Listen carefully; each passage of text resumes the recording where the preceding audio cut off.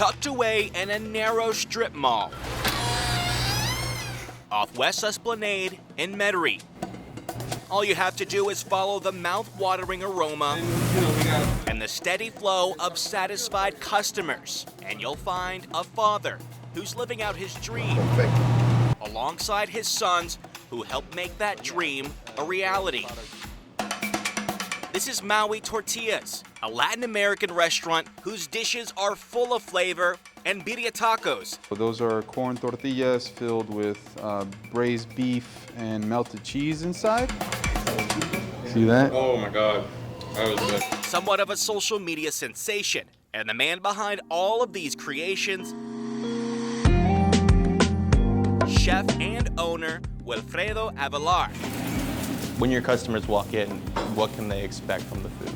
Hopefully it strikes a memory. If not, it creates one. That's my ultimate goal with the food. He spent nearly all of his life cooking and crafting dishes across the New Orleans area, includking at Emeril Lagasse's restaurant, Merrill's. There's a saying people say, it's like you got grease in your blood now. You've been cooking for so long, it's just like, it's part of you now. And the main part of every one of his main dishes, from the masa, from the tortilla, from the chips, it all starts with corn. Very delicious, very salty, toffee. And that's really how Mawi Tortilla built its business. The patriarch of the family, Carlos Wilfredo Avelar, bought a small tortilla operation back in 2017 in a tiny Medellin workspace. They were spreading the word that there was a very good tortilleria or tortilla bakery in Louisiana, and that's how we started growing a little bit. But just as the family business started to expand, the pandemic hit. COVID, did that scare you? Did that put you almost out of business? It initially scared me a lot because restaurants closed, which at that point, the restaurants were our big bulk of our business. But Carlos and his family were determined to survive and adapted to the COVID-19 conditions, transforming their business into a makeshift storefront. And they even called on family members to create dishes special to their Salvadorian culture.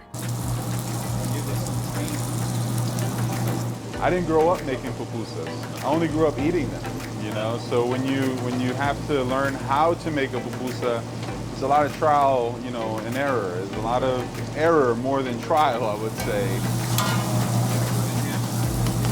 These flat, pancake-shaped, corn-based pockets are what really transformed a takeout-only eatery into a full restaurant. You see that cheesiness coming out of them. Most of them filled with ingredients found throughout El Salvador and throughout Latin America.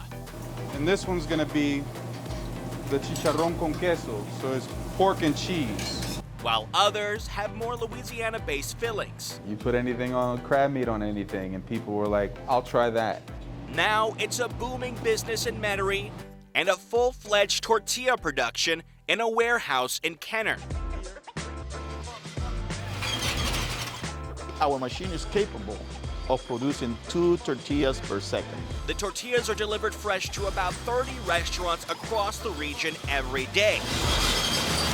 So it's really traditional what you guys are making. Very traditional. What is it like working with your dad, with your brothers, to make something like this? It's like planting a bunch of seeds and then seeing your garden start to bloom, seeing your seeds start to sprout, and now we're seeing how much effort and time and work we put into it, and the garden is starting to look nice now. As the Avelars continue honoring their culture and delighting the New Orleans region with their food, they look back, grateful at the challenges they've overcome and eager to build on what they've already created.